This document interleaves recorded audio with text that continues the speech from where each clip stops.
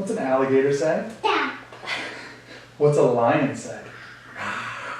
Jack, what do you do when you see an American flag? And you salute.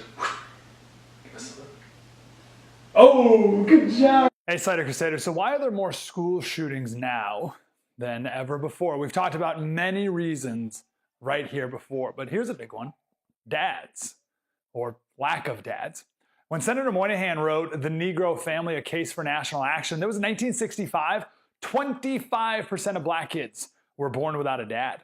And that was a national call to action. Today, 72% of all races, 72% of adolescent murderers grew up without fathers, 60% of all rapists, 70% of all juveniles in state institutions grew up in a single or no parent family. And these are kids with no dads, right? I mean, a lot of people in those situations are, maybe they had dads present, but absent or violent or alcoholic or whatever. Poverty is not a predictor of crime. Lack of dads is. Now, let me say one thing here before we go on. If you're a single mom, this does not mean that your kid is destined to be awful or a murderer or a delinquent or a dropout or a terrible person. Not by any means. But it does mean that you have to be intentional. And intentional about finding male role models in your kid's life. And also to be aware of the wounds that will exist from not having a present dad, whether it's from divorce or death or deployment or work or whatever. But I just want to stress, it's not a guarantee that your kids will be ruined and worthless to society.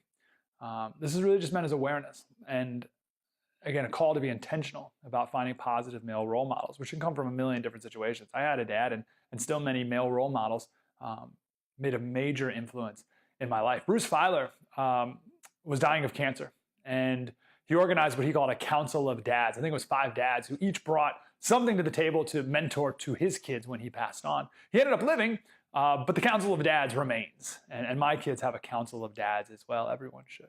Anyway, we focus on guns and depression and isolation and dropping out of school and all these things. And they're all valid, right? And that all needs to be discussed.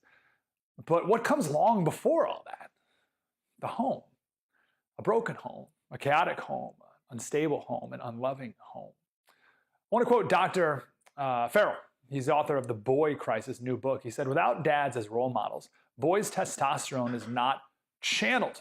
The boys experience a sense of purposelessness, a lack of boundary enforcement, rudderlessness, and often withdrawn to video games and violent porn. At worst, when boys' testosterone is not well channeled by an involved dad, boys become among the world's most destructive forces. But when boys' testosterone is well channeled by an involved dad, boys become among the world's most constructive forces. You know, we focus on guns and depression and isolation and dropping out and all that. Why is more attention not paid to dads? You know, we think about this when there's inner city crime, we talk about it. But school shootings, we don't. For some reason. We don't make that connection, although it's still there. You know, the Greeks had what they called a polis. Have you ever heard this word before? We don't have a translation. We call it a city-state, but it's much more than that. Victor Davis Hanson said that the Greeks thought of the polis as an active, formative thing, training minds and character of its citizens. The training of virtue, which the medieval state left to the church, the polis made its own concern, and the modern state leads to God knows what. Maybe you've heard the Aristotle quote, man is a political animal. That's very poorly translated. The real line is, man is a creature who lives in a polis, meaning the polis, the community, the family, and culture. It's the framework, the only framework that man can fully realize his spiritual and moral and intellectual potential. Can't do it in isolation. And the root of all that, the most important of all, is the home. James Wilson, one of our founding fathers, signer of the Declaration from Pennsylvania, he wrote a pamphlet in 1790 called Of the Natural Rights of Individuals. And it's all about marriage and the history of marriage and going way back to ancient times. And in the middle of it, he quotes Cicero, but he quotes him in Latin.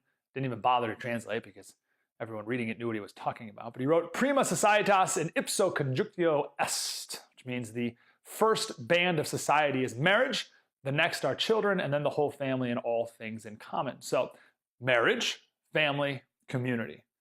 Break down at the first point, marriage and society won't survive. It can't. On the show the other day, we quoted an anthropologist in 1934 who studied 86 different civilizations and concluded that in all of human record, there's no instance of a society retaining its energy that if it does not insist on nuptial continuance. So strong marriage. Once you abandon that, the rest will follow. Marriage is hard, a lot of work, but there's nothing more important.